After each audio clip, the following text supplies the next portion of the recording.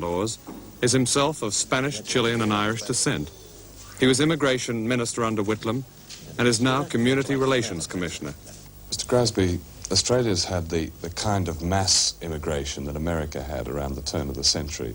What stage is the Australian melting pot at now? Could you describe it? Well, Australians these days are the newest people in the world, because 1 Australian in 3 is a product of post-war migration, and shortly half the population will be under 25. So if those people who were alive in Australia at the time of World War II are now in a minority.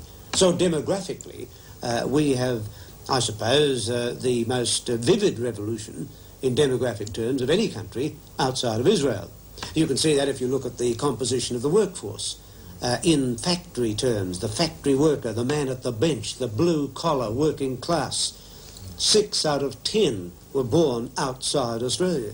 So the new working class are the new people, the new wave people who have settled. And if you make comparisons, say, with the United States, and I suppose most people around the world think of New York as a very cosmopolitan city, but only 19% of the people of New York were born outside the United States. In Sydney, 25% were born outside Australia. In Melbourne, 30% were born outside Australia. So those cities are far more cosmopolitan than New York City in 1976. This is Sydney. Since I lived here, it's become one of the largest Italian, Greek, Yugoslav, Dutch, German, Polish, Lebanese and Malaysian communities in the world. There are problems, of course, as each group struggles for a place in the heap, or at least for the average wage of £100 a week. But there is little of the agony of the American melting pot, and the first generation don't say, as they say in America, I am Greek, or I am Italian. They say, often with a pride that confuses the rest of us, I am Australian. One problem wrong with this country is that we imported too many English people to start with, and then too many Europeans, whereas this country it really geographically is located in Asia.